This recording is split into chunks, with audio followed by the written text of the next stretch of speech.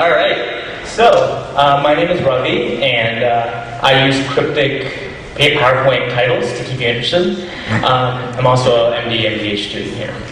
So, wow, it's really a delight to kind of close the show out for you guys tonight. I don't need to remind anyone that we've seen some amazing educational, inspirational talks. Mine isn't one of them. Not in the slightest. And I'll get started. So, when you look at this, what do you see? A lot of people see a little boy and a girl, maybe brother and sister, playing a nice game of Monopoly. There's a fire in the back. It could be, the holiday season. Stuffed animals. It's very, it warms our heart, doesn't it? Well, no, because that's what the big board game industry wants you to believe. I'm here to tell you the truth. And the truth is that when I look at this picture, I see a little girl who's playing mind games. See a boy, there it is, going to be a criminal. I see a gorilla that comes alive at night. And maybe the last one has nothing to do with why Monopoly is such an evil game, but trust me, it's evil. And it's based in personal experience. See, the thing is that I'm not an athlete, in the traditional sense of the word. I'm a mental athlete. I run a lot of mental half marathons, but nothing that really involves going outside. So when I first saw Monopoly as a kid, I said, hey, this is a game where I can use my wits to crush my competition. But it turns out that that's not the case, because it's the biggest, fastest kids who get the hat, and they get the dog in the pieces, right? It's the most pivotal part of the game. Now, there's obvious symbolism, right? The hat, the symbolism, alpha male. But they also have a really low center of gravity. They don't tip over easily. And I got stuck with a cannon, which may look cool, but it really flops over if you look at it the wrong way. And, this failure to stay upright in critical life situations has bad implications for your personal life, too. And sadly, that's another talk I have to have tonight. Anyways, so the saying goes, when the parents are away, the children will play. They'll also fall into a dystopian universe where all the rules that they've ever known will fail them. It's like the Hunger Games. It really is. The mental Hunger Games, there's a lot more sitting, but it's like the Hunger Games. And this is based in personal experience. I remember one time I was in jail for 3 periods, and I rolled a 10, and I landed on free parking. I was so excited. I turned to my friends, and they were my friends at that point, and I said, oh my gosh, my dad said that you get money for landing on free parking. My former friend replied, really? Well, my dad says that your dad's an idiot. That was mean, but then it just got weird. And that your mom probably regrets not marrying my dad when he asked her in 1985. It ruins families, guys.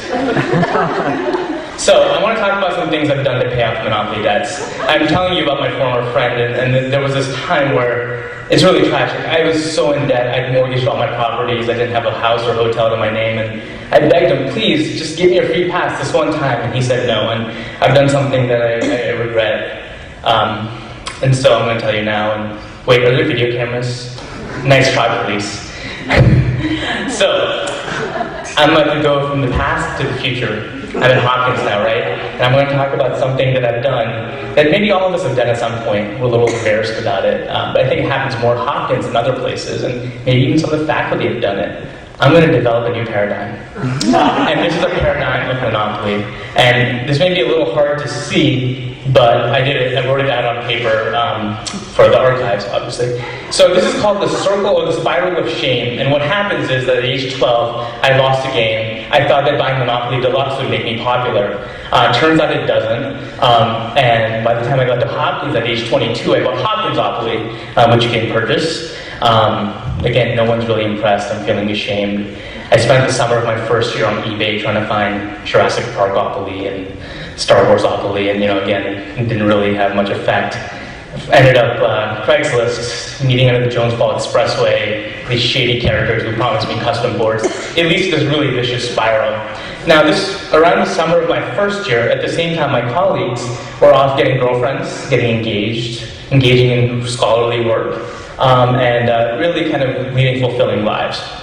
Now, in this paradigm, 20 years passes. They are filled with pride and joy, and you're filled with shame. I mean, you can't even spell shame right at this point, you're so ashamed. And you have a reunion. And the only thing you can do at this reunion to reclaim your honor is, of course, challenge them to a rematch, right? Now, you forget that during these 20 years, they've been cardiologists and GI doctors and public health professionals and reading books by Paul Farmer, and they have sharp analytical skills, right? So they beat you handily. Shame begets shame begets shame, and you keep losing, and you end up with what I like to call the Pandit Valley. It's a very tragic thing. Now, of course, you spent the last 20 years sitting down, so you die of advanced cardiovascular disease and ascend to what I like to call the great monopoly board in the sky. In fact, I see the look in your eye. I have copyrighted this, so don't think about it. But if there are med students in the audience that would like to develop this as part of a project, then feel free to talk to me after. Okay, but it's not all bad. And again, bringing it back to Hopkins, this actually has great significance to our institution. A lot of people don't know that Johns Hopkins donated money for the Johns Hopkins Hospital that we're in right now to mitigate the guilt he felt from kind of screwing over his best friends when he was younger. And you don't find this in the history books, but it's absolutely true. Anyways, I guess I'm running out of time, but the point is to say that Monopoly is pretty evil. I don't like it. But if you do have to do it, please practice safe Monopoly. Thank you very much.